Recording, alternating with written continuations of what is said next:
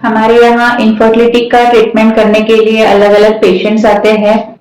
तो बहुत बार पेशेंट्स का ये कॉमन क्वेश्चन होता है कि मेरा ये वीकली फास्ट होता है या इस टाइम पे, इस पूजा के टाइम पे मेरे 5 या 9 दिनों के फास्ट है, तो मैं ये सब फास्ट ट्रीटमेंट के चलते हुए कर सकती हूँ या नहीं कर सकती हूँ। फास्ट के भी अलग अलग टाइप होते हैं। किसी का पूरा ही फास्ट होता है, वो पानी भी नहीं पीते हैं। किसी के फास्ट में उनको फ्रूट्स अलाउड होते हैं। तो अलग अलग टाइप के फास्ट होते हैं। तो आज मैं इसी के बारे में इस वीडियो में बात करने वाली हूँ कि इनफर्टिलिटी का ट्रीटमेंट चलते हुए आप फास्ट कर सकते हो या नहीं। हाय, मेरा नाम डॉक्टर मंजूश्री कोठेकर है। मैं एक फर्टिलिटी और आईवीएफ स्पेशलिस्ट हूँ और मैं आर्ट फर्टिलिटी मुंबई यहाँ पे as a senior IVF consultant practice करती हूँ। और आज मैं इस वीडियो में इसी के बारे में आपसे बात करने वाली हूँ कि आप इनफर्टिलिटी का ट्रीटमेंट करते हुए फास्ट कर सकते हो या नहीं। तो जब आप डॉक्टर से मिलते हो ट्रीटमेंट के लिए तो आप अलग अलग स्टेजेस में रहोगे। पहले तो आपका इवैल्यूएशन होगा, आपके कुछ टेस्ट होंगे, उसके बाद आपका ट्रीटमेंट का प्लान डिसाइड होगा। ट्रीटमेंट्स भी अलग अलग टाइप के होते हैं। किसी को सर्जरी बोला जाता है, किसी को कुछ टैबलेट्स दिए जाते हैं जिसकी वजह से उनके फॉलिकल्स बढ़े और फॉलिकल स्टडी करके, सोनोग्राफी करके उनको बताया जाता है कि किस टाइम पे उनको रिलेशंस रखना है प्रेग्नेंट होने के लिए।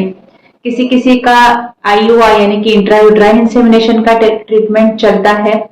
किसी किसी का आईवीएफ का ट्रीटमेंट चलता है जिसके लिए उनको पहले इंजेक्शंस दिए जाते हैं हार्मोन्स के। 10-12 दिन वो इंजेक्शंस लेते हैं और उसके बाद उनका एग रिट्रीवल का प्रोसीजर होता है एनेस्थीसिया में।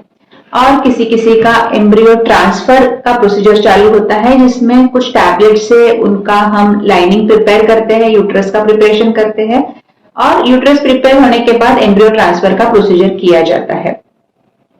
तो जैसे पेशेंट्स अलग अलग स्टेजेस में रहते हैं वैसे ही उनके लिए जो एडवाइस है वो भी अलग अलग रहेगा। तो जब आप सिर्फ डॉक्टर से मिलते हो और आपका सिर्फ इनिशियल इवैल्यूएशन चल रहा है, उस टाइम पे फास्ट करने से ऑब्वियसली कुछ फर्क नहीं पड़ने वाला है, आप कर सकते हो। अगर आपका कोई ट्रीटमेंट ऐसा चल रहा है जिसमें आप सिर्फ टैबलेट्स खा रहे हो फॉलिकल बढ़ाने के लिए, एग बढ़ाने के लिए, तो उस टाइम पे आपका एक आध दिन या 2-3 दिन फास्ट करने से आपके टैबलेट्स पे कुछ असर नहीं पड़ने वाला है या आपके ट्रीटमेंट पे भी कुछ असर नहीं पड़ने वाला है। लेकिन इस फास्ट की वजह से अगर आपको तकलीफ होता है, जैसे कि आपको एसिडिटी हो, नौशिया हो और आप बीमार पड़ने जैसे कंडीशन में जाते हो, तो वो एडवाइजेबल नहीं होगा। अगर आपको हार्मोनल इंजेक्शन चल रहे हैं तो वो इंजेक्शंस की वजह से ऑलरेडी आपका हार्मोन्स बहुत बढ़ जाता है और उसकी वजह से आपको थोड़ा सा नौशिया वोमिटिंग ऑलरेडी हो सकता है और उसमें अगर आप फास्ट करोगे तो ये सब चीजें ज्यादा हो सकती है। तो उस टाइम पे जैसे कि आप ओवम पिकअप के लिए प्रिपेयर कर रहे हो, इंजेक्शंस ले रहे हो, तो उस टाइम पे डेफिनेटली फास्टिंग एडवाइजेबल नहीं है। और अगर आप एम्ब्रियो ट्रांसफर के लिए प्रिपेयर कर रहे हो, सिर्फ टैबलेट्स दिया जाता है, कभी कभी तो नेचुरल साइकिल में ही हम एम्ब्रियो ट्रांसफर करते हैं, तो वहां पे भी फास्टिंग से ज्यादा असर नहीं पड़ेगा ट्रीटमेंट। आपके ओवरऑल हेल्थ के हिसाब से आपके डॉक्टर आपको बता सकते हैं कि आप कभी फास्ट कर सकते हो या नहीं। तो आज के लिए इतना ही। आई होप कि आपके सारे डाउट्स क्लियर हो चुके हैं। लेकिन इसके बाद भी अगर आपको कुछ क्वेश्चंस है तो आप नीचे कमेंट्स में पूछ सकते हो, या कंसल्टेशन के लिए आना है तो हमारा क्लिनिक मुंबई में है, कुर्ला और चेंबूर एरिया में, और यूट्यूब से आने वाले पेशेंट्स को हमेशा फर्स्ट कंसल्टेशन फ्री रहेगा।